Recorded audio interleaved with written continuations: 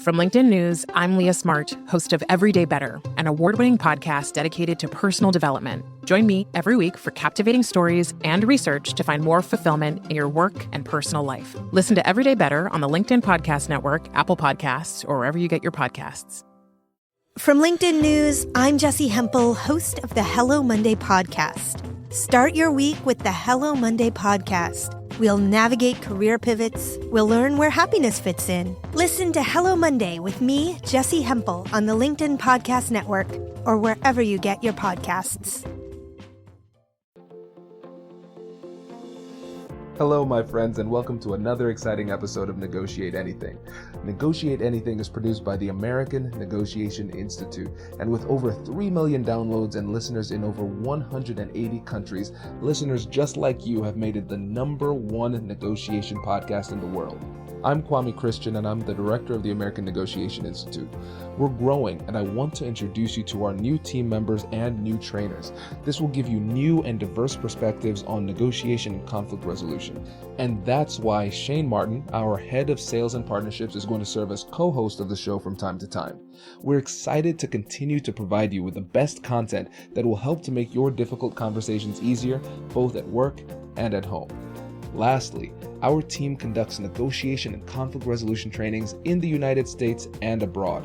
Our trainings will give you the practical skills you need to resolve conflict, negotiate, lead, and persuade with confidence. Click the link in the description below to learn more about how we can make your difficult conversations easier. Claudia, thanks for joining us today. Thanks for having me. It's great to be here. Yes, it is great to have you, my friend. So how about you get us started by telling us a little bit about yourself and what you do? Okay. So I teach leadership, and I'm at the University of North Carolina at Chapel Hill at the Gillings School of Global Public Health.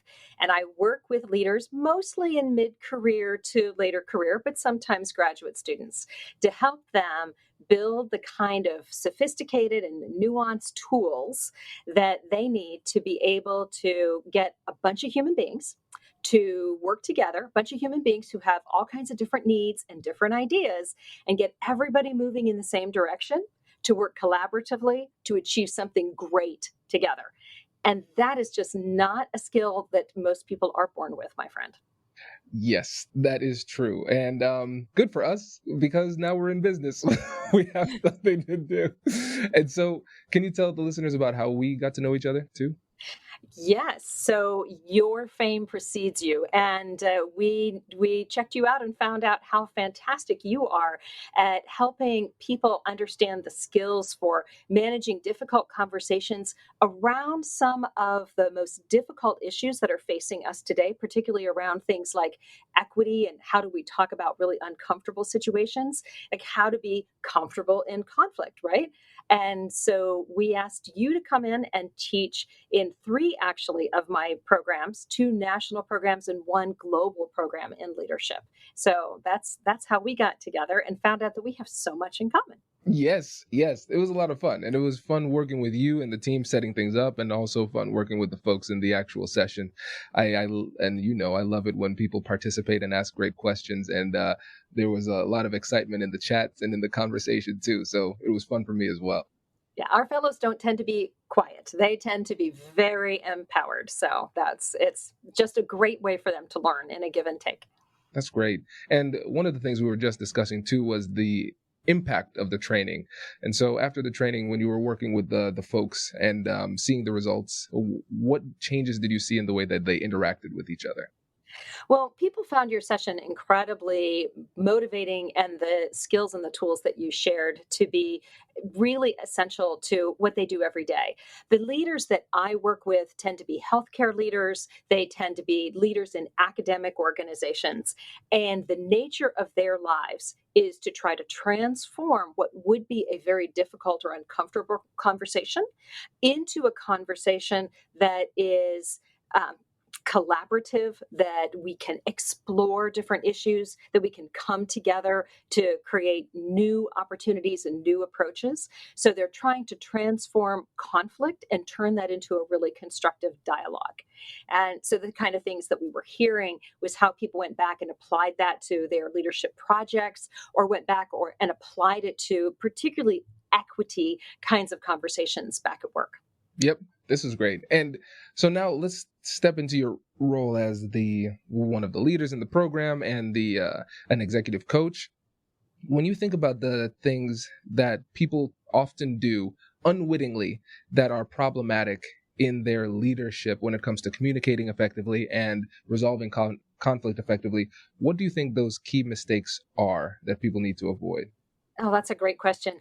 I think the number one mistake that I see is that people come to conflict and expect that this is going to be a logical dialogue because the data is right in front of us and the data leads us to very logical solutions, 1, 2, and 3. Why don't we try those, get some more data on how this is going to work, find the best strategy and move forward. And when those human beings who are complex people come to conflict, they don't bring just their logical mind, they bring their whole selves. And so when the leaders that I'm working with are having to talk through conflict, having to deal with difficult conversations, the number one mistake that I think people make is to assume that we can handle this in a logical, objective, abstract kind of a way. It takes a lot more emotional intelligence than that, which means it takes more time. It takes more deep breaths. It takes a whole lot more listening to be able to get the engagement to move down that road. It takes a lot more discovery in the process. Absolutely. Yeah. And we see it all the time, especially when you have people who believe that they're quite intelligent. They think highly of themselves, right? Right. Right. Yeah. You try to get a whole lot of these really intelligent folks who are amazingly skilled. They have amazing skills, deep wells of professional technical knowledge. And then they have to deal with something that isn't really a technical kind of a problem. It's a culture problem, or it's an equity problem, or, there are folks like the community that we serve is really feeling left behind. That's not a logical that's not a purely, let me say it that way, it's not a purely logical problem. There are emotions involved and there's humanity involved. Absolutely. And when you miss that, it leads to frustration for everybody involved. Absolutely. And I think about it as a mediator. Some of my favorite mediations were when people would use the terms irrational or crazy. And because whenever I heard one party say, "Oh, I can't believe they're asking for this or they're doing this. It's completely irrational." I'm like, "Oh, I know what the other side's going to say." I go in and they say, "They're completely irrational. This is crazy," right? And if you think that rationality or logic is going to save either one of those things are going to save the day, you're going to be woefully mistaken. And a lot of times the things that we think are logical or rational are very subjective. Absolutely. What's logical to you might be, something that seems, pie in the sky or on the clouds to me. One of the things that we talk about with just this kind of problem is, most everybody has heard about, listening and being able to reflect what people say, being able to, reframe what people say. So someone comes to you and they're expressing their frustration in this difficult conversation. So active listening, we're going to say back to them in a different way what they've said so that we're showing them that we're listening to them. And a lot of times in these conversations, the person goes, "Oh, okay, no," and they say it again. And they say the same thing. You're like, "I just did the whole paraphrase kind of thing back. Okay, I'm going to quote them this time. I'm just going to prove I'm listening to them by, I heard you say," and then you just say exactly what they said. And when they go, "Oh, no," that's when they need to feel heard, not be heard. And that is a completely different process. Now we're not talking prefrontal cortex of your brain, right behind your forehead. Now we're talking the like what we call your reptilian brain, your amygdala. It's your emotional center. If you put one finger above your ear, kind of by your temple, and one in the middle of your forehead, where those two lines intersect, you have the amygdala hangs out in your brain. And when it is stimulated, it is harder for people to hear, to do that logical, rational, objective, analytical, abstract thinking, which belongs right behind your eyebrows, basically, in your prefrontal cortex. So if people are gripped by emotion, then you might need to say, "You know what? I can hear the frustration in your voice. Can you tell me more about that?" Or, what I think I'm hearing in your voice is, Is that anxiety? Can you help clarify for me? What's happening? How can I be of support to you in this? And sometimes people have to work through the emotion part before they can get on to the being heard part. Absolutely. And that is an expert level distinction, being heard versus feeling heard. And again, if you think about it just completely logically and rationally, well, I repeated back to what they said. So clearly I'm understanding it. But if you don't understand the psychology that's lying beneath the surface, you're going to try to solve the wrong problem with the wrong tools. Absolutely. There's a great saying in leadership is we hire people for their technical skills and the whole person shows up for the job.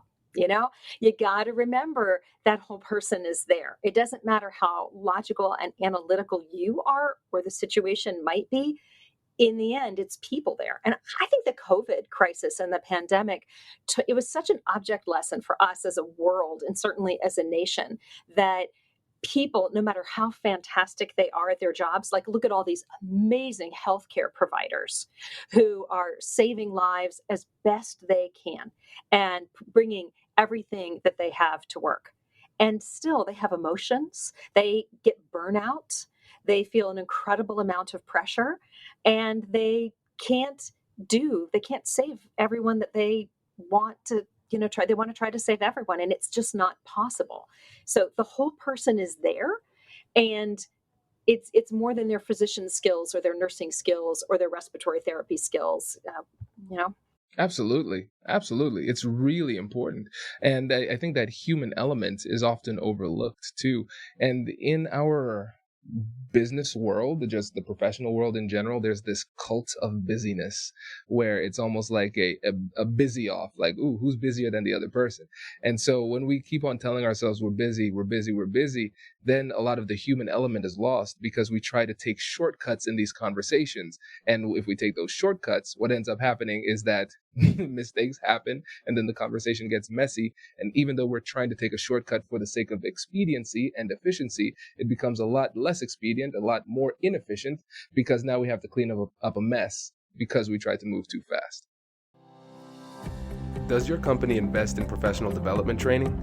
If you believe that your team would benefit from a negotiation workshop, all you need to do is go to our website, fill out the workshop request form, and then we'll set up a time to chat. These workshops are completely customizable, and we've done them all around the country. Negotiation and conflict resolution skills are beneficial across all professions, but they're especially useful in procurement, purchasing, sales, sourcing, and contract management. Our calendar is filling up quickly, and we even have some workshops scheduled for next year. If you think you might want one, I'd suggest reaching out soon so you don't miss out. Check out the link in the description to learn more. And now, back to the show. Brace the rudders! Raise the sails! Raise the sails! Captain, an unidentified ship is approaching. Over. Roger. Wait, is that an enterprise sales solution?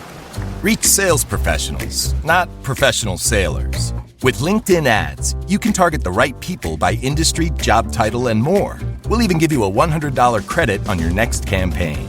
Get started today at linkedin.com/marketer. Terms and conditions apply. Yeah. And that shell of efficiency is in some people's comfort zone, and that's like a wall of protection for them. Some people are really comfortable with the task-oriented sort of cognitive conflict skills, and other people are much more comfortable with the feeling-oriented, what we call the affective conflict skills. So the task-oriented skills around conflict are like, let's stay busy, let's get these things checked off the list, and divide and conquer kinds of approaches. And the feeling-oriented ones are much more about, let's be here with each other. Let's be witness to what's happening. Let's discover the intangibles that are here and how the situation is impacting our relationships. And you have some of those task cognitive oriented people, and they're like, oh my God, are you kidding? Are we really going to do this? Absolutely. Yeah. It's tough. It's tough. It's like fish and birds. Yeah. And so let's say for you as a coach, if you're working with somebody who's more task oriented in the way that they resolve conflict, how do you coach them to a point where they're more willing to lean into the emotional aspect? Oh, that's a great question. So in coaching, typically someone will call me up and they're like, I'm having this problem. And a lot of people I work with are not one-off coaching. I work with them for 2 years, 3 years while they're going through the leadership institute that they're enrolled in. So I get to know them very well. And so I have these, long notes that I'm also keeping. And when that situation happens, typically I've worked with them for a few months at least, and we've talked a few times, and I can say, this situation sounds a little bit like one that we've talked about before. Let's talk about what your approach is. And we dissect what their approach is. And eventually we get to the part of the conversation of, so how's that working for you? Because obviously it's not working if they're calling me, right? So what else? What are the other kind of approaches? One of the big things to do as a coach is to help people become aware of their own bias, because we all have bias. It's like we all have a personality. And one of my great teachers, a man named Roger Pierman, always said, everybody has a personality, but you don't want to be had by it. Isn't that a beautiful saying? And if we were going to translate that, what does that look like in real life? Let's just use extroverts and introverts. So someone who is an extrovert and is had by their personality never shuts up, right? They just keep going. They're so excited. They're finishing other people's sentences. They've kind of been had by their personality. And what they need to learn to do is to breathe before extroverting. Absolutely. And I love how you use the term extroverting, like as a verb. One of our other guests, Beth Bulow, she is an introvert. She has a book called The Introvert Entrepreneur. And she uses the terms introvert and extrovert as verbs too, because she says, yes, I am an introvert, but I do recognize that sometimes I need two extroverts in order to be effective. And again, it takes a lot of self-awareness to recognize what your typical pattern of behavior is. So at those strategic times, you can still authentically kind of step outside of yourself because that's what the situation calls for. Absolutely. And there's a whole area in leadership that is called psychological safety. For the past 20 years in leadership, I've been teaching the concept of thought diversity, and it's been so exciting to see different areas starting to come together and thought diversity moving into a little bit broader area of psychological safety. So that's the idea of, as a leader, when you have people come to your organization, they're your teammates, you are laying an organizational table. And just like if you were going to be throwing a dinner party, you want everybody to feel welcome there.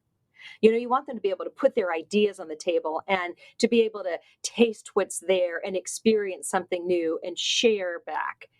In an organization, you want people to be able to feel welcome, to put their ideas on the table, take in other people's ideas, share back, create new.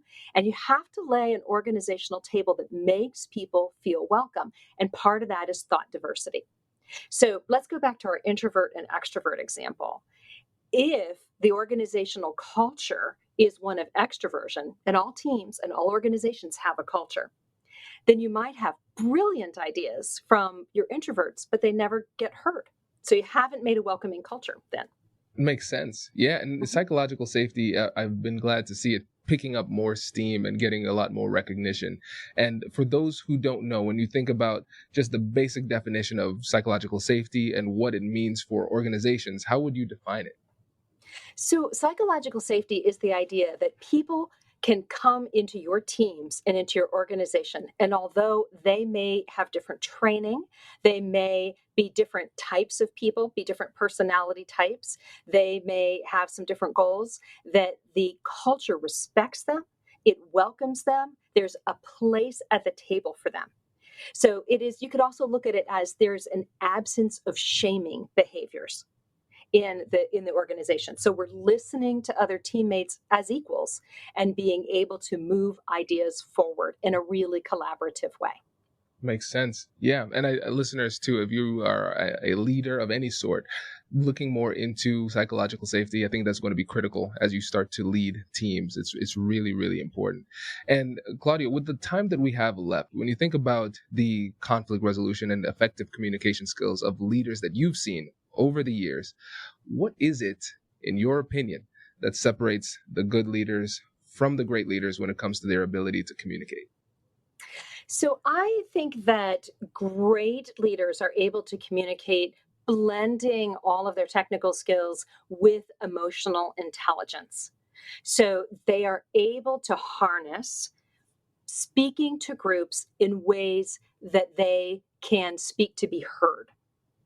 So, one of the ways that's important about speaking to be heard is understanding the situation that you're in. If you're in a crisis situation, you speak differently, you communicate differently than if it's ordinary times. One of the things the research shows about communications is that, let's talk about flu shots. In a normal year, we want people to get their flu shots. We really want them to get them this year, but even before the COVID crisis, that was something every fall.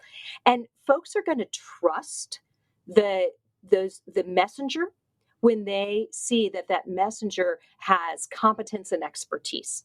In fact, about 80% of whether an audience is going to trust the messenger are those signals of competence and expertise. So, who are you going to see on a screen telling you to get your flu shot, Kwame, that you're going to be like, oh yeah, they know what they're talking about? Who's that person going to be? It's going to be my wife, Dr. Whitney Christian. Absolutely. And, some of the signals, like there's going to be a tagline that says doctor or MD. They have the white coat. They're wearing a stethoscope because, a stethoscope is so important to getting a flu shot, right? And we all know that doctors give flu shots, right? No, they're doing more important things. And, nurses and pharmacy techs and other folks are actually giving the flu shots. But that's who people trust. That's who people trust. Now, if we go into COVID shots, we're going to, the vaccines for COVID, as we've seen, this has been like turned everything upside down. This is crisis communication. And so when we know that this is a crisis, great leaders understand we have to communicate differently, because now 50% of whether people will trust you in a crisis situation is based on your listening, your caring, and your empathy. So you can't come to it and say, this shot's going to save your life. You need to get that shot. Don't be dumb. Get that shot. You can't say that because you've lost the trust of people. It's only about 15 to 20% of whether, of trust comes from competence and expertise. And 15 to 20% comes from honesty and openness. And everything else, including what it is we're talking about, is the other 15 to 20%. But 50%, half, is listening, caring, and empathy. Wow. I think that's amazing. That's amazing. And it makes a lot of sense. And it really goes to show just how important these soft skills are. They're really, really critical to your success. So Claudia, really, really appreciate you taking the time to share with us today. And before you go, remind the listeners about the amazing program that you're running and how they can get in touch with you if they want to connect. Oh, sure. Absolutely. I'm at the University of North Carolina at Chapel Hill at our Gilling School of Global Public Health. My email is Claudia_Fernandez@unc.edu. And the programs that I've been pulling the experiences from today include Clinical Scholars. Clinical Scholars is a 3-year program where teams of interprofessional healthcare providers work together to change health disparities in their own communities. Also, the Food Systems Leadership Institute, which is one of the flagship leadership programs of the public university system, and a global women's healthcare leadership program for OBGYNs called the Robert C. Cephalo National Leadership Institute as well. So those are 3 of the programs I've been working on for many years now. And it's incredible to see how the participants apply the skills to make concrete changes in the communities that they serve. Oh, that's fantastic. Claudia, thank you. Really appreciate it today. It's a privilege to be with you today. Thanks so much, Kwame. Congratulations! You've just joined an elite club. By listening to a full episode, you're now officially on the Negotiate Anything team. So welcome aboard. What most team members do is they subscribe to the podcast because that allows them to automatically get the latest episodes of the show. The best things in life lie on the other side of difficult conversations. Keep learning, keep practicing, and keep getting better. Your relationships will improve, your career will soar, and you'll have the confidence you need to get the most out of these crucial conversations. Again, thank you for joining the team. We're excited to have you, and I will see you in the next episode. I'll catch you later.